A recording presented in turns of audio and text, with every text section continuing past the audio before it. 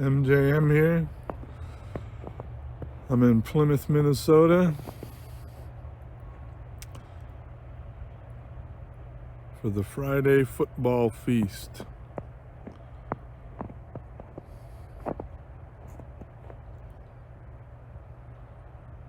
MJM here. I'm in Plymouth, Minnesota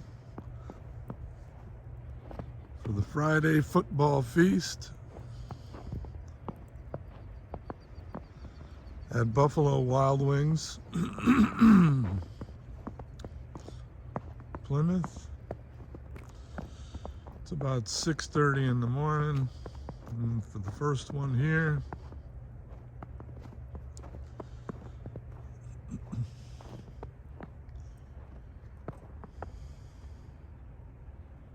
Snowing this morning.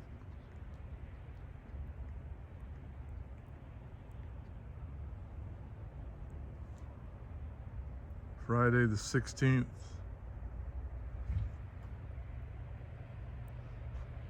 2022.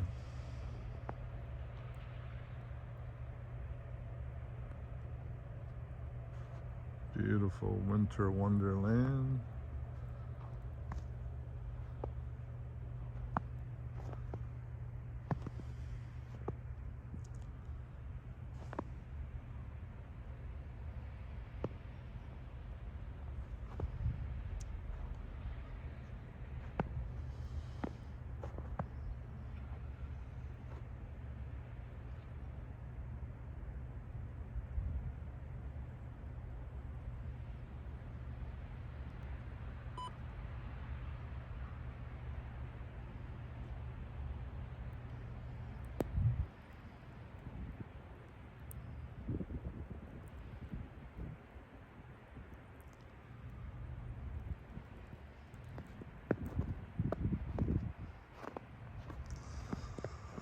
It's about 28 degrees as well.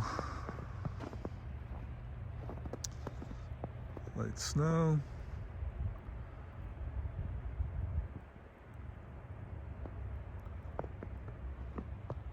Love the great state of Minnesota.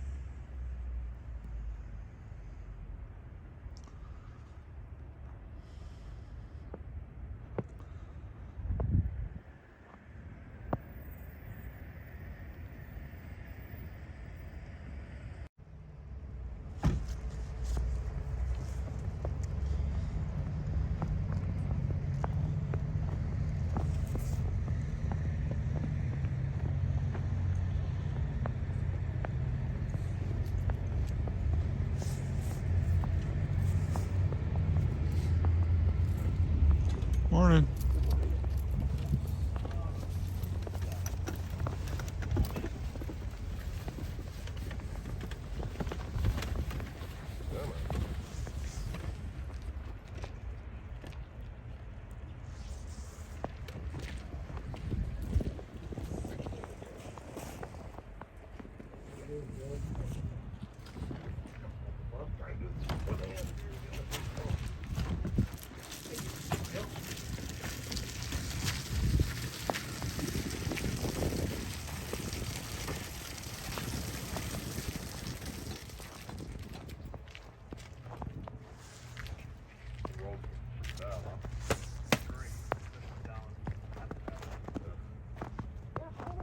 Awful. Oh, as soon as you got off the highway, slick.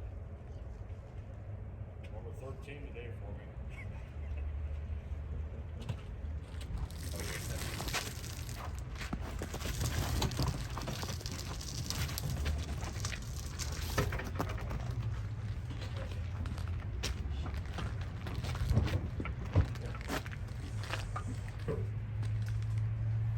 Yeah, side street.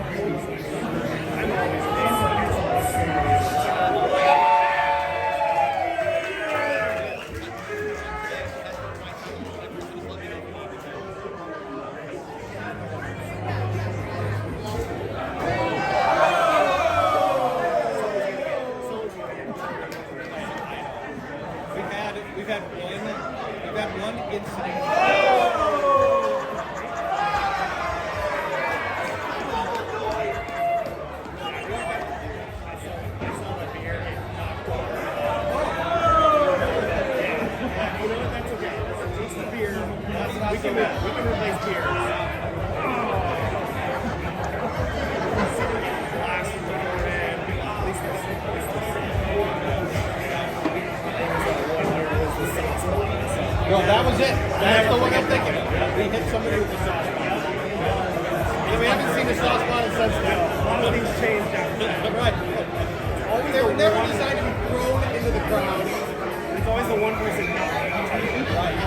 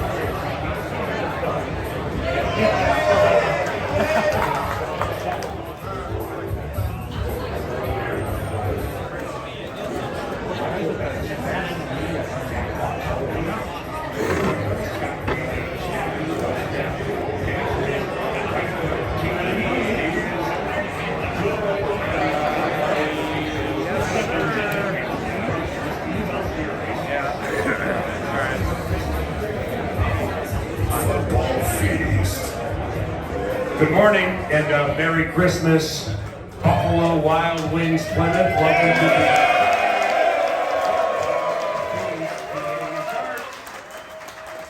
the... This is division-winning weekend, take two. For the Minnesota Vikings. Division-winning weekend, take two for the Minnesota Vikings. The Indianapolis Colts are at US Bank Stadium tomorrow. That is a noon boom on KFAN. And Vikings Football Sunday with Main Man Rush from K102. That commences at 10. The man on vibes and running the sound from US Bank Stadium is to my left. He's also the on-site producer for the Friday Football Feast. Going to win this. And a rough round of applause. My best friend here. Ladies and gentlemen.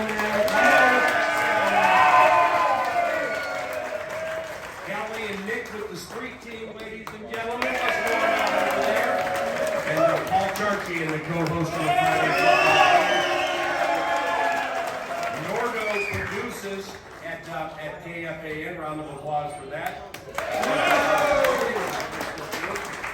In rather cheap-like fashion, and I'm Paul Allen. Good morning, and welcome to the feast. With the Colts on the horizon, we have four games to go, and your San Francisco 49ers are nipping at our heels for that 2 seed with that victory last night because they have a better conference record than the Minnesota Vikings. So let's just take care of business, win this freaking division tomorrow against these Indianapolis Colts, and move forward from there knowing we will get at least one home playoff game at US Bank Stadium for the first time since 2017 and the second time in the history of the building. Can I get a witness?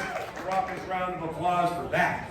Now, when it comes to the Vikings and the Colts, who do you think will amass the most fantasy points in this game? And good morning. Good morning, Paul.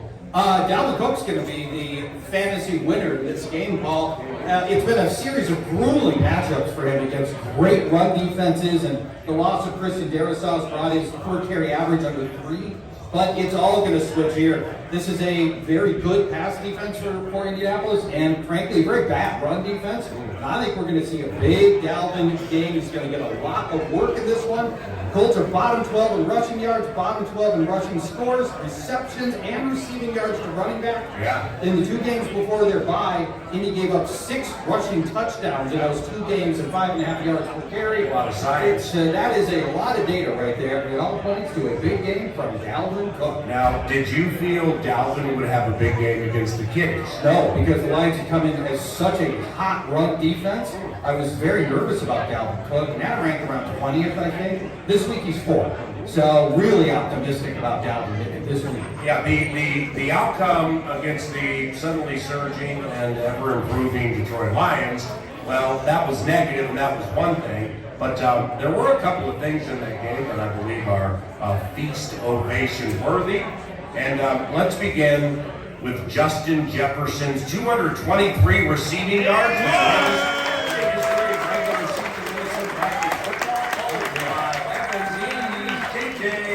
It's a whole different level here, and it really put that 2,000-yard possibility for the season into play. And I don't think it really was so much until that game. Right. You know, now JJ's got to get, I believe, average 133 the rest of the way to become the first receiver to get to 2,000 yards. 125, I believe. Was it 125? Thank you. That was 1,500. all right. That was the idea. I think I was on the dot 1,500.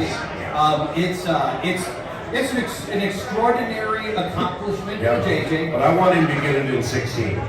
You know, so Yeah, therefore, take the asterisk off it. yeah, from the put it in perspective standpoint, Yeah. if he can go and sneak by 2016, that would be absolutely astounding. And that's your 133. That's your 133 number right there. Sure. Is we get you to 2016, and that would be. I agree with that. So Calvin Johnson, where I sights on Calvin Johnson. Yes. The other person that I think bears mentioning with the best game of his season last week, Kirk Cousins. Yeah, that was the second feast-worthy ovation. 425, 2 touchdowns, 0 interceptions. It was in a loss, so therefore it just tempers the enthusiasm of everything. But I watched back all of the Minnesota Vikings offensive plays from that game. It was a masterpiece. That's the only way to put it. Kirk Cousins' performance against the Lions not only was feast ovation worthy, it was an absolute masterpiece. Some of the throws that he was making in that game, and the throws he was making when he was getting hit, and the way he would waggle and move and step, and yeah, he is absolutely on hit legit right now. It gets better every single game. Now that was against a secondary that had some problems, and the Colts are going to be without one of the better nickels, third corners in the NFL, with Kenny Moore. Yeah. And I'm not going to pretend like I've watched every snap of Kenny Moore's career. I'm gravy training what the coach Kevin O'Connell has told me twice this week via interviews. Here's the most recent right in front of the game for tomorrow at about 11:55 or so. He's not going to play. Stephon Gilmore supposedly was one of those corners that tracks the receiver all over the field. They will shadow with him. Okay, so does that mean with the shadow, if they're going to shadow him and just use Gilmore, well, they better be careful, because from behind the shadow, the boogeyman's about ready to jump out 175-2 unless they give Stephon a little bit of help. And good morning. Yeah, and you mentioned Kenny Moore. He's probably he's a very good slot corner. But when he's out, where Stephon Gilmore will not shadow, he's into the slot. And so now you can just move JJ into the slot. You don't have to sweat Kenny Moore or Stephon Gilmore, and that opens up things quite a bit. And that makes the opportunity for the Vikings and Justin Jefferson a little bit more intriguing when he's going up against maybe Isaiah Rodgers. Yeah. So there are other better opportunities to be had out there when that happens. And what I like the Vikings, both Thielen and Jefferson, they run out of the slot a lot. This is not unfamiliar territory for them. So if they want to shape Gilmore, that is one easy way to do it. And in closing for this segment, why is it that you were peppering me earlier this week in preparation for the feast at Buffalo Wild Wings Plymouth that you wanted to do WTF again? Now, WTF Well, the way this bid has gone, if you actually have been betting your money, it truly is the WTF you would think, not the wrong team favored. So when you sent that text, I'm like, yeah, we can do it if you want, but why? Every time you or we speculate the wrong team is favored, the team that favored wins the game. And it just so happens to be the most memorable two were, I'm telling you, I watched the Vikings over the course of X amount of games, and the Cowboys do A, B, C, and D, and the wrong team is favored. And then the same thing with the Lions, and then we either lose or we get killed. So in masochistic fashion, why do you want to do this again? Because it's a good bid. It's got a great name, and we're gonna unearth some underdog winners. We haven't missed all of them. We missed last week, but we're gonna come back strong. No, I've got a fantastic. I think we missed all of them. No, that is absolutely not true. Okay. We've hit a few. I know I have. I don't know what they are, but I assure you, we've hit on this and we will continue. All right. Yes. Well, that's part of the Timber Tech What's on Deck set list 9 to noon, which will include one of the great defensive players in the history of Minnesota Vikings football, Chad Greenway, will join us very shortly here at Buffalo Wild Wings Plymouth. And looking around here, I mean, this is the last time I believe we had a crowd this large and this festive at Buffalo Wild Wings Plymouth was the 2017 feast in front of the NFC Championship game against Philadelphia. On behalf of everybody involved with the feast, we give you a round of applause. We just can't thank you enough for coming out to the radio show to hear some conversation about the Minnesota Vikings. And I certainly know that Coors Light and Buffalo Wild Wings are tickled with the way the feasts have gone this year. That's Paul Charchian, and I'm Paul Allen. Thank you, Timber Tech and TimberTech.com. You're listening to the Friday Football KFAN. Good morning and Merry Christmas.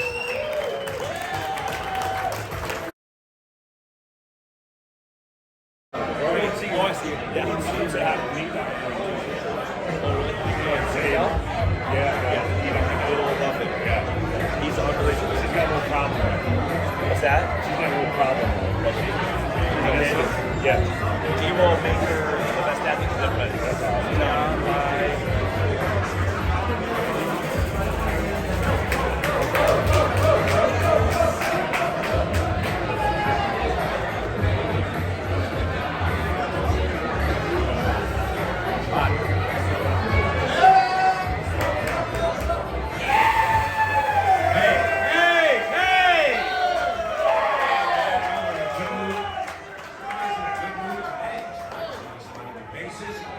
Probably because one of the great defensive players in the history of Minnesota Vikings football is one of the middling defensive players. Which do you prefer? A defensive player. Which do you prefer? I got the play. Okay, ladies and gentlemen. Well, the further I get away, the better I'm supposed to get, though. Because linebackers Kylie Wong and Kenny Anatolu were not available, and Ben Leaper's preparing for Twin Cities Live because he's on TV. Can I get a witness and a raucous round of applause for Chad Greenway? This is our home all queued up. It is, yeah. This is our home field right here. Home field advantage, Yeah, got friends all over the place. You know, since you got here full time in 2006, you know, whether you were a player or, you know, now with Grey Duck Vodka, Grey Duck Spirits, or just a general football fan, you have listened to KFAN radio periodically, right? Oh, absolutely. So it's fair to say that you are fan/bit raised, right? 1,000%. All right, well, let's figure that out. Ready? All right. Hey, you got something ready for you here. Something up my tattered sleeve. 3, 2. I have to say, Buffalo Wild Wings Plymouth, this is the most vivacious, energetic destination we have had since Well, yes. I was in the Bahamas. I would agree. So that was this location. First thing I thought of, I can't drive by this location. Right. Maybe I'm going to grab some great up in the lawns over here. I can't drive by here without thinking of you screwing that up. On our road to Philly, on the road to Super Bowl 52. Sing it. And where are you? Sing it. Bahamas. That gross cross-country body, just on a cruise somewhere, just hanging out. At my home field, home store. It's embarrassing. But wait, alas, there are ladies and gentlemen here at Buffalo Wild Wings Plymouth listening to FM 100.3 KFAN and the Friday football. Don't completely understand. Wait, Paul Charchian has been the co-host of the Friday Football Feast since 2009. Chad Greenway is referencing a feast in front of an NFC title game that was after the 2017 season. So what exactly are you talking about? Why wasn't Charch here? Do you remember? I don't think he believed in the Vikings. Well, here's exactly what happened. I don't think he believed that we had a chance. I think it was early season slow start. October. And I think that he decided he was going to book something nice and warm. Well, let's And here we were suffering through weather probably very similar to this. Amen. And it bears repeating Not because entirely we are at the home field where the L took place. Yep. So that's why this overplayed story, yet funny story, definitely needs to be regurgitated. Because Really doesn't. it was game 4 of the 2017 Minnesota Vikings season. Case Keenum, Minneapolis Miracle. I mean, you remember that game, right? Well, the Vikings were 2-2 after losing a home game to the Detroit Lions. That'll do it. And in that game, That'll do it. Dalvin Cook ripped up his ACL and was going to be lost for the season. Now, that was 3 weeks to a month removed from the starting quarterback, Sam Bradford, being NFC Offensive Player of the Week in his first game, Monday Night Football against the Saints. Well, then he's out for the season. And so now, in the course of a month, we've lost our quarterback and our running back. So we have no chance to get to the NFC, the Conference Championship game, right? No Dalvin, no starting quarterback, No chance. career journeyman Case Keenum. Apparently at that same time we lost our fantasy football guru. Amen. Early in the first month. So Knucklehead, best friend Fred, Friday Football Feast co-host, books a Caribbean cruise that goes from the Minneapolis Miracle weekend through the NFC title game, and he missed the miracle and gave up on the team. That's it. It's okay. It's happened to all of us, one way or another. When you said this bit was overplayed, I completely disagree. I think we should do this more often. Right?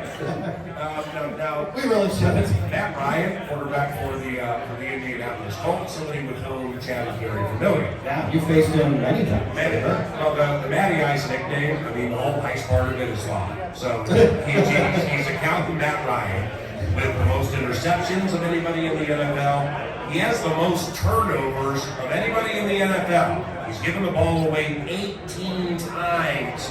So, And he was benched 2 games. right. So Matt Ryan, for the Ellinger men. So Matt Ryan clearly is hanging on and holding on for whatever he can muster right at the end of his career. Chad played against Matt 3 times when Matt was with the Atlanta Falcons. And your Vikings went 1-2, but it wasn't your fault. It was the ultimate team game. First, from a team standpoint involving Matt Ryan.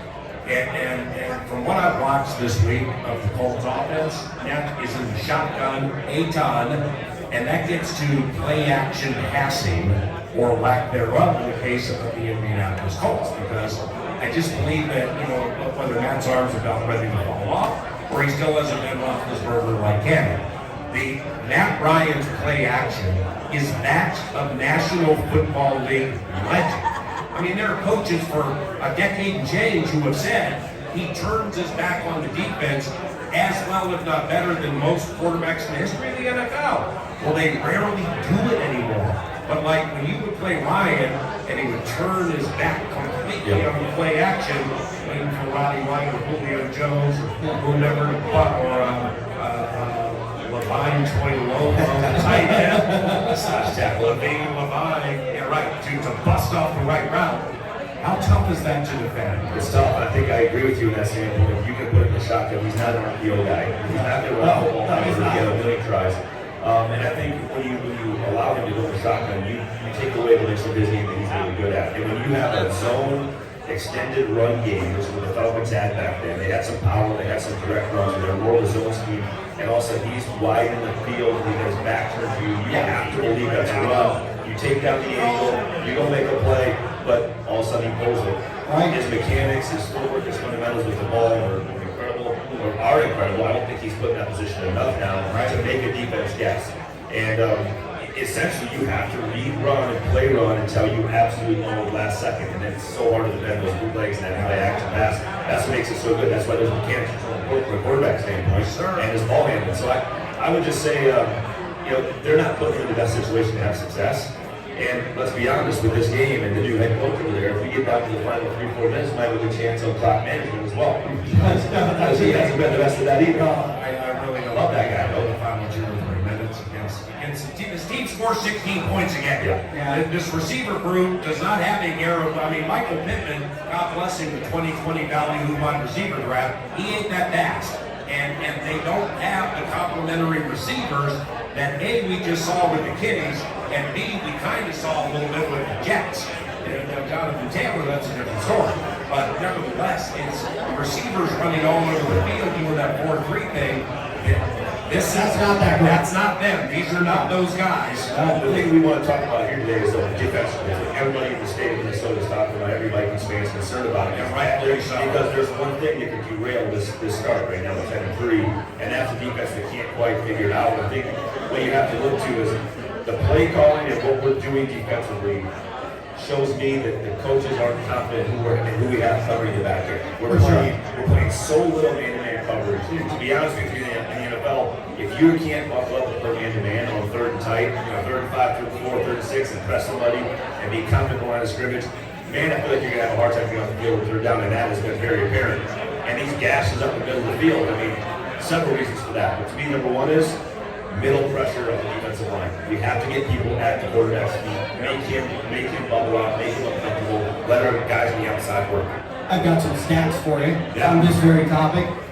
Ed Donatell does not trust these players in man. The Vikings are running man coverage on 10% of dropbacks. And the only way that zone scheme can work is if you have Jared Allen, Kevin Williams, the opposite them, they could rush Emerson Griffin. But you have to have the down 4 have to be elite level, and you can rush and cover that way, and you can play zone coverage. We did it for years, and we had a lot of success with it. We bend it on break, we tighten up, and you get the 3rd down, 3rd and 6, and you know Jared's coming, you know Kevin's coming up the middle. This defensive line is good. I mean, don't get me wrong. You have a couple really nice players there. But again, you don't have those horses to sit back and play zone 90% of the time. These quarterbacks are too good, these receivers are too good. And if he has time, I mean, these guys are going to dice you apart. We've seen it. Yeah, it's a deeply rooted conversation that I think bears more thought. So let's pause. Mike Patton, Associate Head Coach, offers the Patton Report. And I'm Norwich at Greenway, courtesy of Grey Duck Vodka and Grey Duck Spirits. It is PA Charch feasting at Buffalo Wild Wings Plymouth.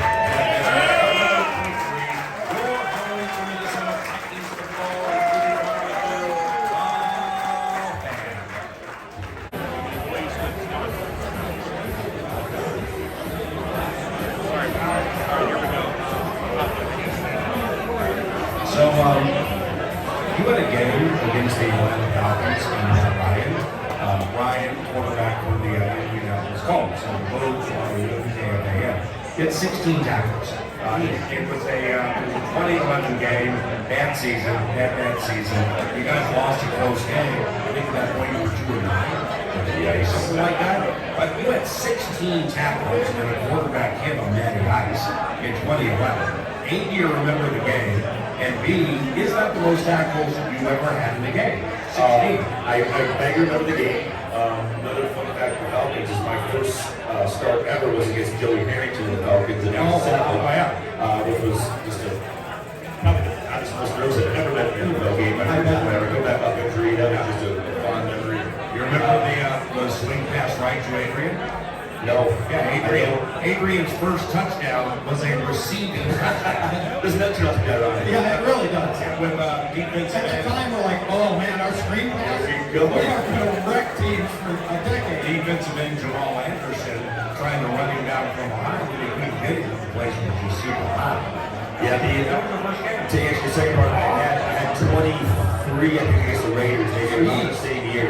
Seriously? Yeah, so it's up there. Yeah, had a few good ones. When you count tackles, they have to be, you get like a full or a half tackle, right? Correct, So yeah. when you say that 23 tackles, is that the halves or the fulls? Are they merged in together? It's hard. I don't know. They're merged together. But the one thing is, from a player standpoint, is you get the official stats on the NFL.com. Yeah. They get registered through the stat, whoever's watching stats during the game. Yeah. They might have you for, say, a great game of 11. Yeah, it's good Like, game. you'll go watch the film and you'll be like, dude, No, I have like 14. Yeah. And then the coach's stats are what we care about. Well, they watch every play back, and then they'll give you credit for a play like maybe you made the play, but somebody else jumped on and kind of pushed you off. So the coach's stats, I think the difference in my career is like almost 200 some tackles different. Oh, I bet. So, I bet. yeah, so linebackers like all you kind of coach's stats afterwards. So you played long enough to go like pre-analytics from when you started to by the time you retired. Analytics was driving a lot of football by now. Well, So the same year, 2011, like you said, you had a 15 tackle game against the Raiders, but you did have a sack in the game. Contract year. Okay, like you said, it was 23. Well, coach's stats. Oh, you're gonna be a great grandfather. I mean, you don't name Johnny, Ricky, and Susie, Tamika, and Antoine sitting up here. the time I won the Super Bowl. Yes. Yeah, hey, it's my story. Doing this whole story about the whole Matt Ryan. But that's a good example. He gave you 15 and the coach's stats. It was Singletary. That was my coach. 23. Yeah. I'll take that. Plus it was a contract year. Let's go. Right, you can't about the fat. So we'll take. Come on. Absolutely. So did the analytics change at all? I mean, like, did coaches coach you up differently from beginning to end of your career? Yeah, another thing that based on that happened stuff? after my career's concussion started was history of my career. Yeah, right. Suddenly you were getting concussion. In 06, like there was a thing we didn't really talk about or even discuss. And by the time I'm leaving, it was like number one concern for everybody. But analytics played a huge role in game planning, specifically the second part of my career. At the same time, we actually like to take iPads on the phone rather than like taking a DVD Right, and right. taking that with you. A lot of changes, technology changes, analytical changes throughout my 11 years. Happened over that time, just because of the technology coming over video, coming on the software. Yeah. It was pretty crazy. The analytical piece of it, you start to build a game plan based off the numbers you were starting to see. I'm sure it's not as in-depth as it is now, because it just keeps getting more and more. Right. But the reality was they're in this formation on third and four, here's the plays they're going to run based on what you're seeing from the numbers. And you really got to start the game plan and help coaches kind of identify consistencies, Tendencies, and then also self-coach, self-scout. Right. Again, one of the biggest things I think the analytical department can get better for your own self-scout. And to see how you can improve yourself, because you can control it, you can see the play call sheet and what you're doing and the result. So, I believe, given tackling for the Minnesota Vikings is not necessarily a problem consistently, series after series, pouring out. So the tackling at times, a few games ago was horrible. But nevertheless, would you say tackling for the Minnesota Vikings is a significant problem? I think it's a problem. I don't think it's a consistent problem. Okay. And I think it comes down to every tackle is like a jump shot, lives on its own, right? What's the angle like? So you're going to have a situation where you might have a couple bad plays in a row where you're going to have the wrong guy to have the ball in the right amount of space, and he's a hard guy to bring down. Yes. But I would look at our team and say we have an overarching massive tactic. Okay, well, the point I'm getting at is what you guys were talking about, and I read something this morning about softer coverage and, corners 5, 6, 7, 8 yards away from wide receivers and not playing enough man defense where, you know this better than us. You don't have to be right up on the jam to play man. So therefore, they will fall into a form of man. Correct? Yeah, oh yeah. Okay, so therefore, if you believe tackling is a problem, but it's not the atopic problem, if you believe corners like Patrick Peterson, perhaps Cam Daxler, or Chandler Sullivan, for long enough on a play, can hold up with certain receivers, which I believe you believe, then in the essence and truly, I'm not a big here's the reality guy, but really here is the reality with the whole thing with the Minnesota Vikings defense. It is the pass rush and how it has fallen off the last month and a half to 2 months. I mean, when you have DJ Waddle, who has 1.5 sacks in the last 11 games, Za'Darius Smith has 1 in the last 6. Daniil had 2 against Washington. Other than that, he has like 1 or whatever in the last 5. Patrick Jones, he doesn't play nearly as much as those 3. Maybe pretty close to DJ. He has 3 on the season. Harrison Phillips, the nose tackle, has 1.5. Dalvin Tomlinson has 1.5. The defensive ends that you're going to use, Jonathan Bowler, they use him a lot, but he is a run-stopping, point of attack, holding kind of defensive end in the 3-4. Well, he has 0. Tyrus Tonga has 0 in his career. Ross Blacklock somehow fell into 1 this year, but he didn't even play last week. James Lynch has 0 this season. The point I'm getting at here is Za'Darius has to start getting home. And whether he's pushing through a knee injury, he's one of the toughest suckers you're ever going to meet. You know, because he's been pushing for stuff for about a month in jail. Oh, okay, well that's if he's going to play while pushing through stuff, that's one thing. But if he is put out there by the coaches to play, that's because they believe he can disrupt the game. Right. Now, Za'Darius has 0 interceptions in his career. So he's not Tampa 2 drop guy ever. No. He's good with deception. He's good with sacking. He's good with pushing tackles back. He's good with getting around them. And he's good against the run. So therefore, if you're not going to rush the quarterback the way they did the first part of the season, any secondary in the National Football League, is including these ballyhoo Niners, if they don't have Bosa and whoever doing what they're doing, with, like you said, 3 or 4 guys, every secondary in the NFL, in the history of the NFL, is going to get torched. So that's why Ed Donatello in his press conference a couple of days ago, the defensive coordinator, was like, the most important thing, paraphrasing, is winning the first second of every snap. And people don't understand what he's saying, and Alex Lewis from The Athletic will be here shortly. The first second, we have to win up front, because then if you win the first second, the disguise is good. If you don't win that initial thrust, the disguise is dead, and there is no disguise. And then you get picked apart. See what I'm saying? Absolutely. I think, first of all, great memory on the tackles by personnel. You see him go through that. That was impressive. And I think that's to jump on your point. You already said it, but these quarterbacks and receivers are so good that if you give them a cushion, you give them time, they're going to complete the pass. But that's why you get the play man coverage. But you can't get the play man coverage if we're not going to get the pass rush, because then it's just you're going to have these guys get beat one-on-one. You can't cover these guys all day. That's why when the first second of the play is 100% accurate, because if you can get to a spot where you're pushing the quarterback you a little bit over the pocket, a little bit back in the pocket, or up, you're not disrupting them a little bit. Now you can match that rush with the man cover, and even if you're catching a 5 yards of play man, or you're pressing at the line of scrimmage, right? Now that's disrupted, and everything is harder when you have somebody in your face, you have somebody on your feet, everything's different for them. So it's classic rush to cover. Right? It's not cover to rush. You have to rush the quarterback, make a move this weekend with Matt Ryan, right? Make him move anywhere. Right? And then you give your guys in the back end. And I'm not questioning their ability in the back end. He's calling those 10% of the time. He's calling man 10% of the time going zone 90 because we're not getting the pass rush, right? And then you can't just expect these guys to cover man to man all day, all afternoon. It's not going to happen, right?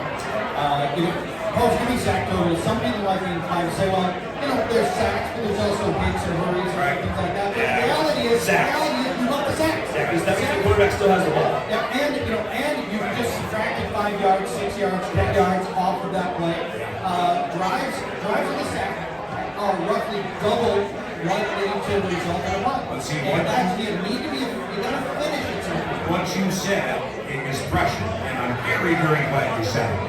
Because Mike Petley, associate head coach, former head coach of the Browns, defensive coordinator in the Stocks, he pointed out early in the week in one of these Vikings reports that they have, hidden playback, is Za'Darius Smith, I think, has 16 hurries, and then Daniil has 15 or 13, something like that. They're like 1-2 or 1-3. Okay, now that has merit. It does. But for me, it's like when I said through the first half of the season, this rebuild of talent, the 3-4 here for the first time in 40 years, a new offense, new players, and the whole thing. That's, I'm not really going to hone in on details and bitch about them or overly celebrate them until we get to the second half of the season. Because now, as Jeff would know, bodies and minds are tired. There's a ton of film out there on stuff. So what you're doing well, you are earning by out-scheming and what things that are happening poorly unless there are injuries and mass, which we have not had. Well, then that means that you are getting beaten, either beaten man-to-man, is mano-a-mano, or you got a problem with what you're running. So I do believe it is fair now. This is not an indictment on anybody who conceived this defense. Roto and I were texting a little bit about it last night.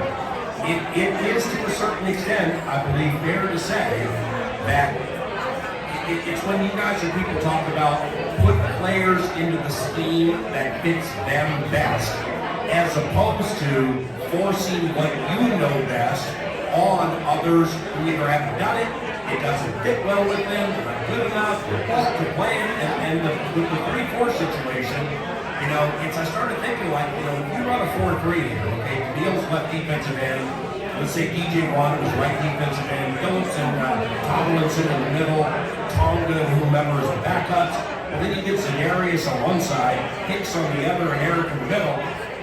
Am I missing something here? Yeah. I mean, I like that. And I like that because Daniil's 7 sacks. I'm not going to say the hollow, but really outside of Daniil at US Bank Stadium against the Lions, making, and Chad will completely get this, Daniil had to give up himself and take away an area to force Jamal Williams on 4th down into Camp Bottom to finish. And so Daniil does things like that, but at this stage of the season, where Daniil has not missed a game, well, 7 sacks is too light. And I don't care why it's too light. It's not my job to figure out why it is too light. It's too light. If he plays all the games, we need to be sitting on 11.5, 12.5, or 13 right now. And we're not. So therefore, how much is that impacting everything we're talking about? And most importantly, with all these double teams, I've seen Zedarius Smith get the last two weeks when he tries to sneak through the Greenway spot, the A-gap. I mean, he's getting 2 guys on him almost every single play. Why? Because Daniil's not wrecking games. Wanham and Jones don't wreck games. That is the A-topic #1 problem with this defense that has tentacles to every single position. Yeah. And until that gets fixed, we ain't going anywhere. Yeah. And that's the end of the story. There's nothing else to add. Yeah, he was preaching. There you go. I'll add on this. There is a scheme versus, I think there's a scheme mismatch with some of the personnel that we've got, because this is all personnel that was brought in with a 4-3 mindset that was brought in by Rick Spielman to run the defense that we had at the time. We came to the draft knowing we were going to go 3-4, and we spent 1st, 2nd, 3rd, 4th, and 5th rounds on defense. But those players are on the field. And so we are still trying to play guys that are not necessarily built for 3-4. But like Zedarius, and he's only played in the 3-4 his whole career. His entire career. Yeah. So does that mean as an outside linebacker or a nickel in a 4-3 that he can't cover the pass in the Tampa 2? Maybe, probably. He has 0 interceptions in his career. Okay, so that just he's had a long career. He's done a lot of good things. He has 0 picks for a reason, because he's not strong in the pass coverage game with the Tampa 2 drop, like the Greenways and the Levers and Different type of player. Robbie Wagner, Completely different type of player. right? So, but that doesn't mean if you reconfigure and he's your outside linebacker in a 4-3 that he can't wreak havoc with Daniil playing truly the spot at which he's best. And I would argue though that the thing you're talking about is when we're playing base defense, I don't know what it is, you made the stats 20 to 30% of the time, maybe. So which means you're playing a 4 down front and 2 nickel backers and others 70, 80%, which tells me that they're lined up with the hand on the ground in a position that they're comfortable with and should be winning. So I think it goes back to your talk 2 minutes ago to say, Zedarius and Neal have to find a way to recap it. But I'll even go one step further. Where's Kevin Williams? Where's our free technique? Where's our interior pass rush? Right. There was a reason why Johnny Randall's in the Hall of Fame. Kevin Williams is in the Ring of Honor. Right? These guys are next level players in the interior that can rush against double teams, got two bodies. Let the DNs eat 4-3 base into a 4-2 nickel. To me, it's the middle pass rush. Why would you move Everson Griffin inside, Coach Zimmer? To cause havoc, right, on the interior against the Saints and look at that big win in the playoffs. Like that's the things that you do, but you find ways to do that. It's because I know where you're going out with the rookies, but I just think it's unfair because of the injuries.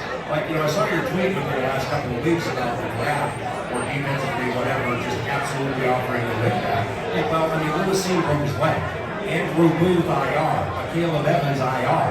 I mean, those were three of the higher defensive picks. Okay, that's true. And nobody's calling this draft class A plus yet. But in 6, they've not gotten impact out of this. Andrew Booth had a long history of injury, so you knew there was some risk there.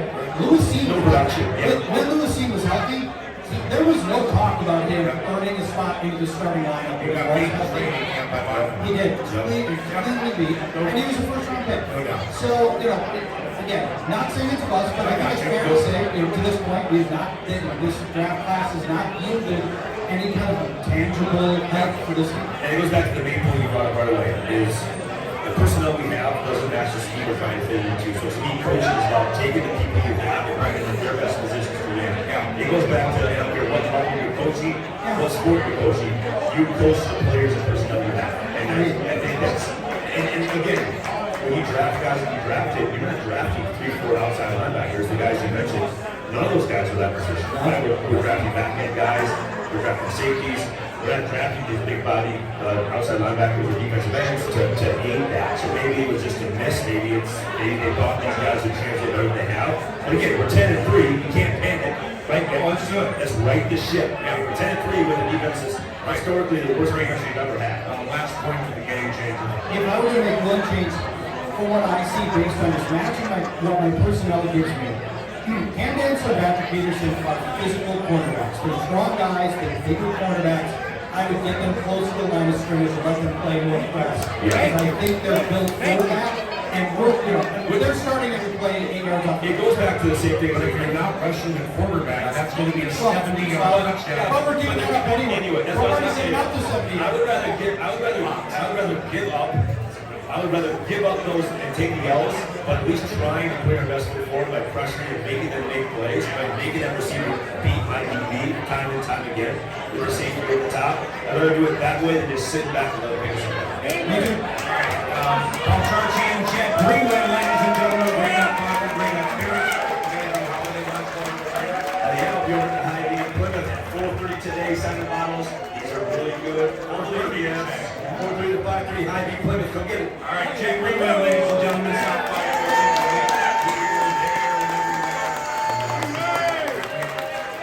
Lewis, who runs like he joins us next. You're listening to the Friday Football